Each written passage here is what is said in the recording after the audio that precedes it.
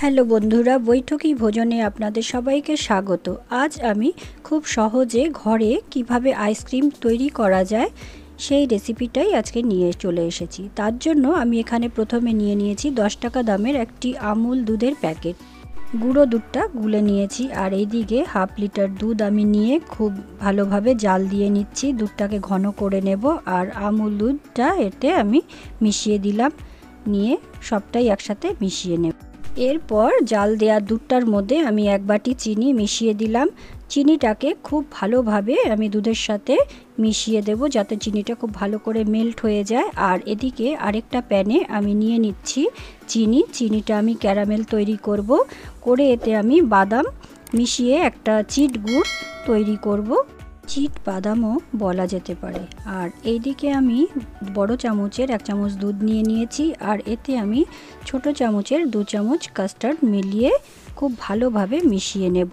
আর এখানে আমাদের দুধটা বেশ ঘন হয়ে এসেছে, আর কাস্টার্ডটা আমি এতে মিশিয়ে দিচ্ছি। কাস্টার্ডটা দেওয়ার পর কিন্তু খুব ভালোভাবে মেশাতে হবে, তা না হলে কাস্টার্ডটা নিচে জমে যেতে পারে।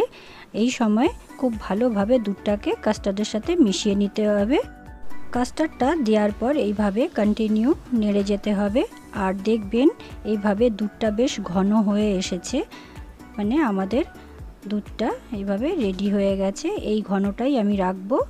গ্যাসের ফ্লেমটাকে অফ করে দিলাম, আর এই দিকে চিট বাদামটা রেডি হয়ে গেছে। আমি এইভাবে হাত দিয়ে ভেঙে এটাকে আমি মিক্সিং জারে একবার ঘোরাবো, খুব বেশিবার ঘোরাবো না, তা না হলে গুঁড়ো হয়ে যাবে বেশি। একবার ঘুরিয়েই এইভাবেই থাকবে। এই দিকে দুধটা এইভাবে বেশ জমে গেছে। আমি রেখে দিয়েছিলাম প্রায় আধ ঘন্টা মতন ফ্রিজে। আমি এই দুধটাকে নিয়ে নিচ্ছি মিক্সিং জারে। যেহেতু আমি হুইস্কের সাহায্যে ফেটাচ্ছি না, এটা আমি ফেটিয়ে নেব মিক্সিং জারে। এটা খুব সহজভাবেই বাড়িতে সবাই আপনারাও করতে পারবেন। এই করা দুধটা আমি মিক্সিং জারে নিয়ে নিয়েছি, আর এতে দিয়ে দিচ্ছি আমি আমুলের ফ্রেশ ক্রিম অ্যাড করে দিচ্ছি। এটা ফ্রিজে আমি ঠান্ডা করে রেখে দিয়েছিলাম, আর এখানে ঠান্ডা ফ্রেশ ক্রিমটাই ব্যবহার করতে হবে। আর আমি নিয়ে নিচ্ছি ভ্যানিলা এসেন্স, এখানে 1 চামচ আমি ব্যবহার করছি, যেহেতু আমি ভ্যানিলা আইসক্রিম তৈরি করব।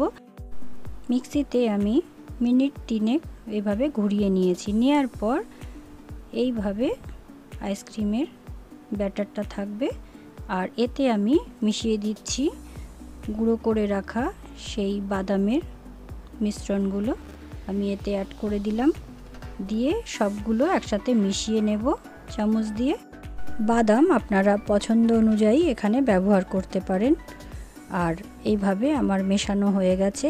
এরপর আমি জমানোর জন্যে এখানে নিয়ে নিচ্ছি ছোট ছোট কাপ, কাগজের কাপ ব্যবহার করছি। আমি এই কাগজের কাপের মধ্যেই মিশ্রণটা এইভাবে সব ঢেলে নিচ্ছি। নিয়ে কাগজের কাপটাকে আমি যেই কোনো একটা প্যাকেটের সাহায্যে মুখটাকে বন্ধ করে ফ্রিজারে রেখে দেব। অন্তত 6-7 ঘন্টা ফ্রিজারে রেখে দেব। এইভাবে মুখগুলোকে আমি বন্ধ করে দিয়ে আমি 6-7 ঘন্টার জন্য ফ্রিজারে রেখে দেব। এইদিকে আরও একটা আমি টিফিন বক্সের মধ্যে বাকি মিশ্রণটা এতে দিয়ে দিলাম, দিয়ে সেটাকেও আমি ঢাকনা বন্ধ করে ফ্রিজারে রেখে দিয়েছি। 6-7 ঘন্টা পর যখন আমি বার করেছি, কাগজের কাপের আইসক্রিমটা এইভাবে জমে গেছে। আমি একটা চামচ দিয়ে আপনাদেরকে কেটে দেখাচ্ছি। এই দেখুন, খুব ভালোভাবে আইসক্রিমটা জমে গেছে। এইভাবে আপনারাও বাড়িতে তৈরি করে ফেলতে পারবেন। আর আমি এখানে টিফিন বক্সে দিয়েছিলাম, সেটাও খুব ভালোভাবে জমে গেছে। আমি সেটাকেও কেটে এইভাবে দেখাচ্ছি। আপনারাও এইভাবে বাড়িতে খুব সহজে তৈরি করে নিতে পারবেন ঘরোয়া উপকরণ দিয়ে। বাজার থেকে কিনে এনে খাওয়ার প্রয়োজন নেই, বাড়িতেই তৈরি করে ফেলুন এইভাবে।